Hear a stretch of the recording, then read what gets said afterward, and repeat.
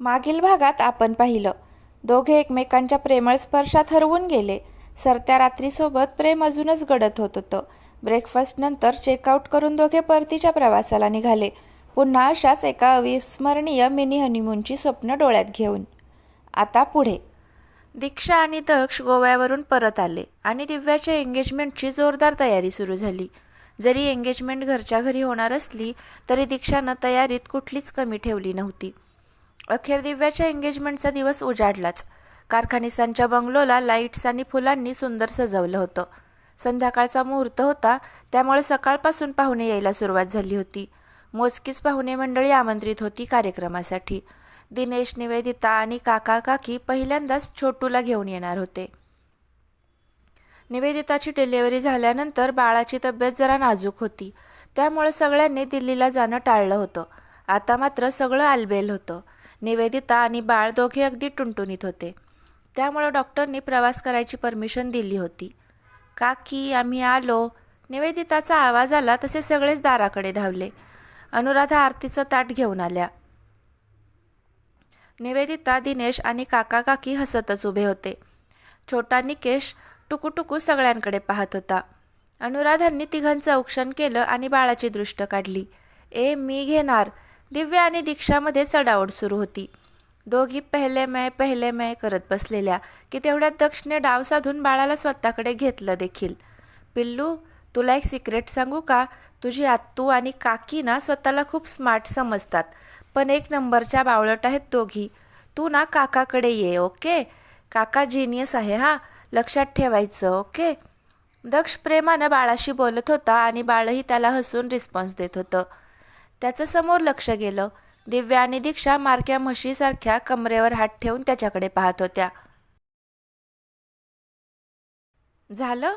जय जय दक्ष करून दीक्षानं नाक फुगवत विचारलं, तशी त्यानं हो मध्ये मांडो लावली. गुड, दे मग आता त्याला माझ्याकडे. दीक्षानं हात पुढे केले तसं दक्षने बाळाला तिच्याकडे दिलं. दोघे त्याचे लाड करत होते आणि बाकी सगळे प्रेमानं त्यांच्याकडे पाहत होते. दक्ष, दिशू, तुम्ही तर जोरसे ट्रेनिंग घेताय. इरादा काय आहे हा? दिनेश मिश्किल हसत म्हणाला. तशी दीक्षा लाजली आणि दक्ष फक्त हसला. कार्तिक आणि फॅमिलीही सकाळपासूनच घरी आले होते. सोनिकाही तिच्या फॅमिलीसोबत आली होती. सगळे निवांत गप्पा मारत होते. दिशू, दारातून खणखणीत आवाज आला आणि हिरण्या धावत आत आली. तिला पाहून दीक्षा आनंदात पुढे धावली. दोघी एकमेकींच्या गळ्यात पडल्या. ओय दिव्या, नुव्वू नान्नू मर्चिपोयामू हा? तू मला विसरलं असतं, टोटली फॉरगॉटन. हिरण्या लटका राग दाखवत म्हणाली. ते तर हंक जेजू कॉल करलं मला. ही कॉल्ड सत्य अल्सो. अय्यो, कुठं गेलं ते? हा, देअर. सत्थुडी, इकडे किरंडी, कम हिअर. हिरण्यानं आवाज दिला तसा सत्यन तिच्या जवळ आला.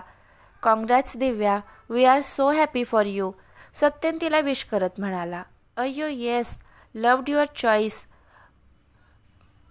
ओक संख्या number 1, just like Disha and hunk जिजू. हिरण्यानं तिला कॉम्प्लिमेंट दिली तशी दिव्या लाजली. बाय द वे, ओंक वार्ता उंडी, बिग ग न्यूज. सथ्या अँड मी विवाहम फिक्स्ड. हिरण्या लाजत म्हणाली तसं दिव्या आणि दीक्षा जोरात ओरडल्या आणि तिच्या गळ्यात पडल्या. सगळेच त्यांचं अभिनंदन करायला पुढे आले. सगळं ऐका, 5 months नंतर आमचं विवाहम. सगळं यायचं. Marriage in Bangalore. डिटेल्स पाठवलं मी. कॅलेंडर बुक चेसी उंचंडी. कॅलेंडर बुक करा सगळेजण. No excuses, okay? हिरण्यानं सगळ्यांना प्रेमळ धमकीच दिली. येस हिरा. दीक्षानं तिला घट्ट मिठी मारली. बँगलोरमध्ये तीच तर होती जी दीक्षाचं प्रत्येक सिक्रेट जाणून होती. जेव्हा दीक्षा लो फील करत होती तेव्हा हिरण्यानंच तिला त्यातून बाहेर काढलं होतं. तिचे टँट्रम्स सहन करूनही कधीच कंप्लेंट केली नव्हती. उलट दक्ष परत आल्यावर सगळ्यात जास्त खुश झालेली व्यक्ती म्हणजे हिरण्या. दीक्षाला तिच्या लग्नाची न्यूज ऐकून प्रचंड आनंद झाला होता. संध्याकाळी दीक्षाच्या घरचेही एंगेजमेंटसाठी आले होते. दर्शन आता बराच मावाळा झाला होता. त्यानं जे काही केलं होतं त्यासाठी त्यानं अनेकदा दक्ष आणि दीक्षाची माफी मागितली होती. दीक्षा अजूनही जेवढ्याच तेवढेच संबंध ठेवून होती, पण दक्ष मात्र अधूनमधून तिच्या आईबाबांशी बोलायचा, त्यांची चौकशी करायचा. आपण त्याच्याविषयी किती चुकीचा विचार करत होतो हे एव्हाना सुधाकर आणि सुलभांना चांगलंच कळून चुकलं होतं. संध्याकाळ झाली तसे गुरुजी आले. उत्पलच्या घरची मोजकी पाहुणे मंडळी हजर होती. दिव्या आणि उत्पल अगदी मनापासून एक एक विधी एन्जॉय करत होते. बॉटल ग्रीन कलरच्या पैठणीत दिव्या खूपच सुंदर दिसत होती, तर उत्पलही मरून कलरच्या कुर्त्या पायजम्यात हँडसम दिसत होता. दोघे अगदी मेड फॉर इच अदर वाटत होते. दोघांनी रिंग्स एक्सचेंज केल्या. तसा टाळ्यांचा गडगडाट झाला आणि दोघांवर फुलांच्या पाकळ्यांचा वर्षाव झाला. घरात आनंदाचं वातावरण होतं. जेवणाचा आस्वाद घेऊन पाहुणे मंडळी आपापल्या घरी गेली. हिरण्य आणि सत्यन घरीच थांबणार होते. हिरण्य दिव्यासोबत तिच्या रूममध्ये झोपणार होती, तर सत्यन गेस्ट बेडरूममध्ये राहणार होता. दक्ष सगळ्यांना गुड नाईट करून रूममध्ये आला तेव्हा दीक्षा आरशासमोर उभी राहून एक एक दागिना काढत होती. हे बायको, तू कशाला कष्ट घेतेस हे सगळं करायचे? ये बंद आहे ना. त्याने मागून तिला मिठीत घेतलं. आज जरा जास्तच गोड दिसत होती माझी बायको. तिच्या गालावर ओठ टेकवत दक्ष म्हणाला तशी दीक्षा गोड हसली. आज माझा झिपरासुद्धा जरा जास्तच हँडसम दिसत होता. दीक्षानं दक्षच्या कानामागे काजळाचं बोट लावलं. छान झाला ना प्रोग्राम? सगळे खुश आहेत. दिव्या तर पाहायलाच नको. आणि बाळसुद्धा किती छान राहिलं होतं. अजिबात रडला नाही तो. सगळे घेत होते तरीही शांत होता, टकामका पाहत. दीक्षा हसून म्हणाली, तो क्या इरादा है बायको? आपणही आणायचं का असंच एखादं गोडुलं बेबी? दक्ष तिच्या मानेवर ओठ टेकवत म्हणाला. दक्ष, काहीही असतं तुझं. दीक्षाने नजर झुकवली. आय एम सिरियस हा दिशुडी. मला तर ना मस्त माझ्यासारखी एक गोडू प्रिन्सेस हवी आहे. दक्ष तिच्या पाठीवर गुदगुल्या करत म्हणाला. तुझ्यासारखी? हां, जिकडे तिकडे आहेच का तुझं तंगडमध्ये? माझ्यासारखी प्रिन्सेस म्हणे. चेडू. दीक्षाने त्याला फटका मारला. जे होईल ते माझ्यासारखंच होणार आहे, बघच तू. तिनं नाक मुरडलं. मिनी महामाया, नको रे बाबा. दक्ष खटाळ हसत म्हणाला. दक्ष, चापलूस आहेस तू एक नंबरचा.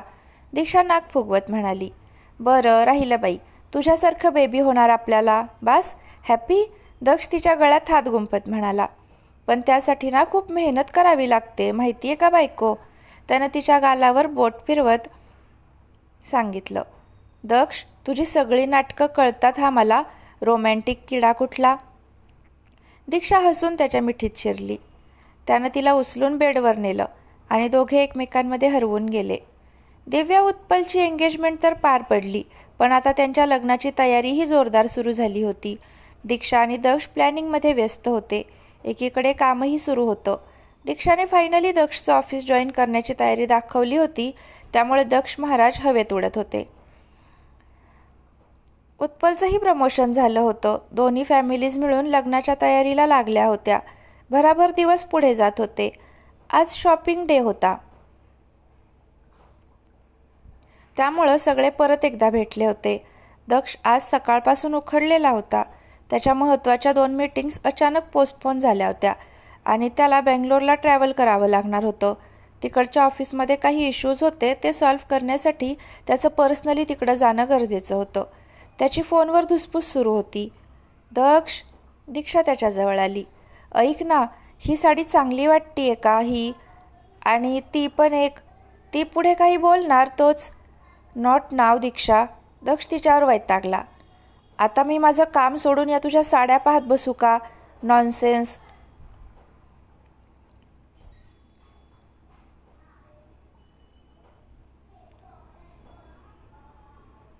दक्ष बोलून गेला. Okay chill. एवढा का चिडतोयस? मी सहज विचारलं तुला. मी पाहते काय ते, दीक्षा म्हणाली. बेटर. आणि तुमचं काय ते चालू द्या. मला ऑफिसला जावं लागणार आहे. तू हे आवरून घरी जा सगळ्यांना घेऊन, दक्ष म्हणाला. अरे पण ज्वेलर्सकडे जायचं आहे ना इकडून. तुझ्याशिवाय कसं काय ते? दीक्षा बोलत होती. लहान आहेस का तू? हा, जे तुला प्रत्येक गोष्टीत मी पाहिजे सोबत. जरा स्वतःचं स्वतः बघत जा. सारखं आपलं माझ्या मागे लागायचं नाही. जमणार मला ज्वेलर्सकडे यायला, समजलं? तुम्हाला जायचं तर जा, नाही तर राहू द्या, नंतर पाहूया.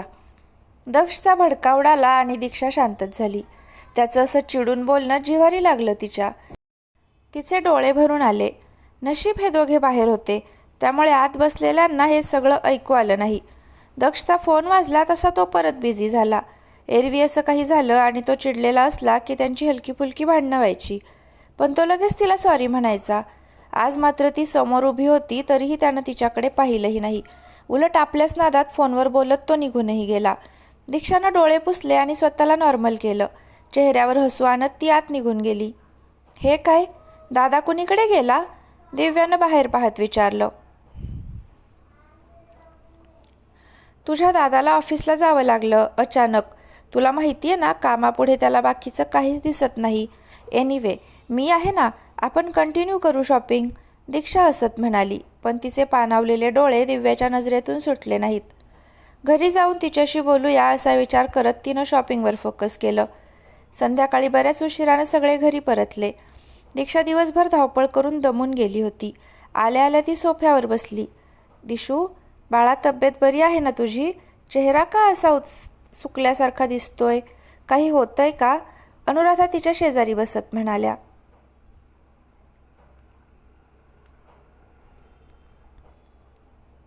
दुपारपासून त्या तिचं निरीक्षण करत होत्या. दुपारी दक्षशी बोलून ती शॉपमध्ये आल्यापासून तिचं कशातच लक्ष नव्हतं. नाही आई, तसं काही नाही. सध्या लग्नाची गडबड आहे ना, त्यामुळं थोडं दमायला झालंय. दीक्षा हलकं हसली. लग्नाच्या गडबडीमुळं की दादाच्या बडबडीमुळं? दिव्या तिच्यासमोर येऊन बसली. वहिनी, दादा ओरडलाय ना तुझ्यावर? तिनं विचारलं. दिव्या, तसं काही नाही आहे. दीक्षा सारवासारव करत होती. खरं सांग, दिव्यानं गळ घातली. हो म्हणजे त्याची चूक नाही आहे गं.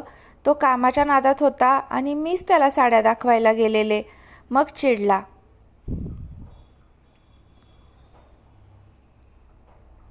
पण इट्स ओके बाळा, होईल तो नॉर्मल, दीक्षा म्हणाली. दिव्या म्हणाली. जरा वेळ त्यांच्याशी बोलून दीक्षा रूममध्ये आली. आल्या आल्या तिनं बेडवर स्वतःला झोकून दिलं. का कोण जाणे, पण आज काहीच करायचं मन होईना तिचं. दक्ष आणि तिची छोटी छोटी भांडणं तर होतच असायची. तिला त्याची सिच्युएशन समजत होती, पण समजून घ्यायची नव्हती अशी काहीशी विचित्र अवस्था झाली होती तिची. कशीबशी रात्री जेवून ती रूममध्ये आली. दक्षचा अजूनही पत्ता नव्हता. तिनं केलेल्या कॉल्सला मेसेजचाही काही रिप्लाय नव्हता. तिला काळजीही वाटत होती आणि रागही येत होता. तशीच धुसफुसत कधीतरी तिला झोप लागली. रात्री 1च्या सुमारास दक्ष घरी आला. त्याची चांगलीच धावपळ झाली होती दिवसभरात. बराच वेळ तो आणि त्याची टीम काम करत होती. अजूनही टेक सपोर्टवाले ऑफिसमध्ये काम करत होते. फ्रेश होऊन तो आडवा झाला आणि त्याची नजर शेजारी झोपलेल्या दीक्षावर गेली. दुपारी तो तिच्यावर चिडलेला ते आठवलं आणि त्यालाच गिल्टी फील झालं. त्यानं तिच्याजवळ सरकत तिच्या डोक्यावरून हात फिरवला आणि गालावर ओठ टेकवले. दीक्षा चुळबुळत त्याच्या मिठीत शिरली. तिला जवळ घेत त्यानं डोळे बंद केले. सकाळी दीक्षाला जाग आली तेव्हा दक्ष ऑलरेडी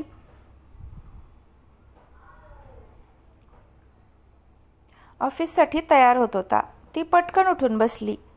हे काय, तू एवढ्या लवकर जातोयस? तिने विचारलं. काम आहे, दक्ष तयार होत म्हणाला. मी ब्रेकफास्ट ऑफिसमध्येच करेन आणि 2 दिवसांनी मला बँगलोरला जावं लागणार आहे, त्यानं डिक्लेअर केलं. दक्ष, दिव्याचं लग्न तोंडावर आलंय, दीक्षा म्हणाली. I know, can't help. काम तेवढंच महत्त्वाचं आहे. खरं तर तुला आणि उत्पललाही यावं लागणार होतं, पण मीच ते अवॉइड केलंय तुम्हाला तयारीला वेळ मिळावा म्हणून, दक्ष म्हणाला. दीक्षा म्हणाली. त्यानं निदान आदल्या दिवशीबद्दल काहीतरी बोलावं तिच्याशी, किंवा निदान तिला जवळ तरी घ्यावं असं तिला वाटत होतं, पण दक्ष त्याच्याच नादात होता. तिला बाय करून तो काही बोलायच्या आत बाहेर निघूनही गेला. दीक्षा मात्र तशीच तिकडे उभी राहिली. तिनं खोल श्वास घेतला आणि वॉशरूममध्ये निघून गेली. दिवसभर दीक्षा ऑफिसमध्ये होती, पण दक्षचं बॅक टू बॅक मीटिंग्समध्ये अडकला होता. त्यामुळे त्यांची भेटच झाली नव्हती. तिला त्याच्याशी बोलायचं होतं, पण चान्सच मिळत नव्हता. तिचीही आता चिडचिड व्हायला लागली होती. तिचं काम संपवून ती घरी निघून गेली. परत सेम स्टोरी. 11 वाजून गेले तरी दक्षचा पत्ता नव्हता. दीक्षा बुक वाचत बसली होती. 12च्या सुमारास दक्ष घरी आला. तू झोपली नाहीस? त्याने विचारलं. मला बोलायचं आहे तुझ्याशी, दीक्षा म्हणाली. आय एम टू टायर्ड यार दिशू, प्लीज, दक्ष वैतागत म्हणाला. हेच कर तू, माझ्यावर वैतागण्याशिवाय येतच काय तुला? दीक्षा चिडक्या आवाजात म्हणाली. व्हॉट डू यू मीन? मी कधी तुझ्यावर कारणाशिवाय वैतागतो दीक्षा? तू पाहतेस ना सध्या काय सिच्युएशन आहे ते. असतेस ना ऑफिसमध्ये. हा प्रोजेक्ट किती महत्त्वाचा आहे माहिती आहे ना तुला. मग तरीही असं बोलावंस कसं वाटलं तुला? दक्ष धारदार आवाजात म्हणाला. तसं म्हणायचं नाही आहे मला. दिवसभर मी तुझ्याशी बोलायचा प्रयत्न करते दक्ष, पण तू ना कॉल्स आन्सर करतोयस ना मेसेजना रिप्लाय देतोयस. इथे घरीही काही जबाबदाऱ्या आहेत ना तुझ्या.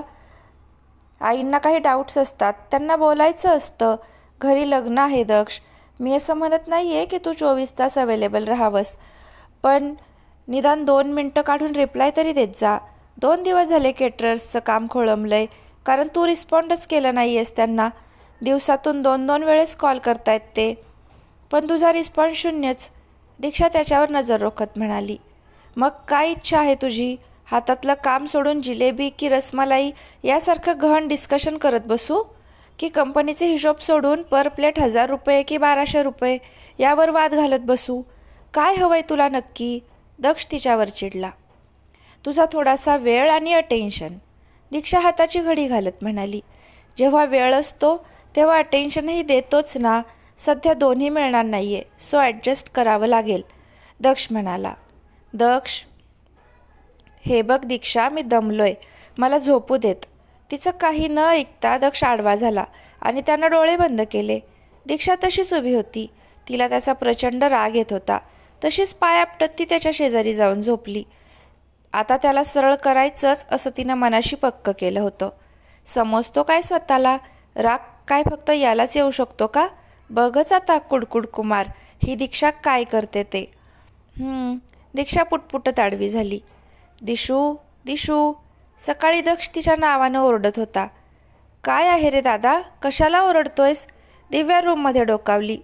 तुझी वहिनी कुणीकडे गेली आहे? यार, एक गोष्ट जागेवर मिळेना मला. जरा आत ये आणि मला सॉक्स शोधून दे, त्यानं दिव्याला सांगितलं. मला नाही वेळ, तुझं तू काय ते बघून घे. दिव्या नाक मुरडत निघून गेली. यार, काय कटकट आहे. दक्ष ताडताड पावलं टाकत खाली आला. अनुराधा शांतपणे सोफ्यावर पेपर वाचत बसल्या होत्या. आई, दिशू कुणीकडे गेली आहे? त्यानं विचारलं. मी तिला पदराला बांधून ठेवलं नाही आहे आणि तिला बरीच कामं असतात हल्ली, अनुराधा तिरकसपणे म्हणाल्या. बरं, जरा चल ना माझ्यासोबत, तिकडे काहीच मिळत नाही आहे मला, दक्ष वैतागत म्हणाला. यार, रात्रीपर्यंत सगळं जागेवर होतं, आता कुणीकडे गेलं? चोर आला असेल, अनुराधा खांदे उडवत म्हणाल्या. रिअली आई, चोराला माझ्या सॉक्स, टाय आणि रुमालांमध्ये जरा जास्तच इंटरेस्ट दिसतोय ग, दक्ष उपहासानं म्हणाला. तेवढ्यात दीक्षा किचनमधून बाहेर आली. थँक गॉड दिशू, तू आलीस. चल ना यार तिकडे रूममध्ये, मला काहीच मिळत नाही आहे. दक्ष लगेच तिच्याजवळ गेला. तिनं त्याला साफ इग्नोर केलं. आई, या नाश्ता करायला. मेडिसिन्स घ्यायच्यात तुम्हाला, दीक्षा म्हणाली आणि तिनं अनुराधांना नाश्ता सर्व केला. दक्ष लगेच त्यांच्या शेजारी बसला. मला पण दे, आलोच आहे तर आधी ब्रेकफास्ट करतो, दक्ष तिच्याकडे पाहत म्हणाला. मला वेळ नाही आहे, वाढून घे. देऊ, चल ब्रेकफास्ट करायला, दीक्षानं आवाज दिला. ओय दिशू, अरे दिव्याला सर्व करायला वेळ आहे आणि मला नाही आहे, सिरियसली, त्यानं डोळे मोठे केले. कामं आहेत मला, अगदी तुझ्या एवढी नसतील पण आहेत, आणि तुझं तू सगळं शोधून घेत जा इथून पुढे. आता मी दिव्याच्या लग्नाची तयारी करू की तुझ्या ब्लॅक अँड ब्राऊन सॉक्स आणि व्हाईट रुमालांवर चर्चा करत बसू? दीक्षानं त्याच्यावर नजर रोखली. दिशू, 5 मिनटं लागतात यार फक्त, दक्ष गरीब चेहरा करत म्हणाला. हो ना, 5 मिनटं लागतात ना, मग तू काढतोस का 5 मिनटं आमच्याशी बोलायला? नाही ना, यापुढे तुलाही अशीच ट्रीटमेंट मिळणार. दीक्षानं नाक मुरडलं आणि ती दिव्या शेजारी बसली. दक्ष हँग होऊन तिच्याकडे पाहत होता. त्याला आदल्या रात्रीचं त्याचं बोलणं आठवलं आणि परत गिल्टी वाटलं. दिशू, सॉरी ना यार, तो तिच्या शेजारी बसला. सध्या किती गडबड सुरू आहे पाहतेस ना, टेक्निकल ग्लिचेसमुळं काम होत नाही आहे. टेक टीम मेहनत घेते पण सोल्युशन मिळायला वेळ लागतोय.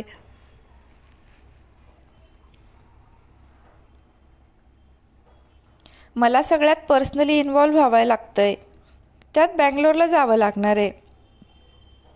सगळं एकदम आलं यार. मग होते चिडचिड, निघतो राग. सॉरी ना बायको. दक्ष तिला लाडीगोडी लावत म्हणाला. दक्ष, तू सध्या किती टेन्स आहेस हे कळतंय मला. तुझी धडपड दिसतीये, तुझा कळवळा दिसतोय. मी आणि दिव्या आणि आई मिळून तुझ्यावर कमीत कमी प्रेशर येईल असं पाहतोय. पण काही वेळेस काही गोष्टींसाठी तुझं ओपिनियन गरजेचं असतं ना. बरं, मी असंही म्हणत नाही आहे की तू 12 तास आमच्यासोबतच थांबायचं. पण फोनवर होणारी कामं आहेत दक्ष. जेमतेम 10 मिनटं लागतात. तुझी एकुलती एक बहीण आहे दिव्या. तिचं लग्न व्यवस्थित पार पडावं असं नाही का वाटत तुला? मी माझ्या परीनं पूर्ण प्रयत्न करते रे, पण काही वेळेस मलाही नाही जमत. दीक्षा त्याच्याकडे पाहत म्हणाली. ओके, मला पटलंय. मी नक्की बोलतो आज आणि परत नाही ओरडणार तुझ्यावर. म्हणजे अगदीच नाही असं नाही, पण प्रयत्न करेन न ओरडायचा. आता तरी हस ना ग राणी. दक्ष तिचा हात हातात घेत म्हणाला. अनुराधा आणि दिव्या गालात हसत दोघांकडे पाहत होत्या.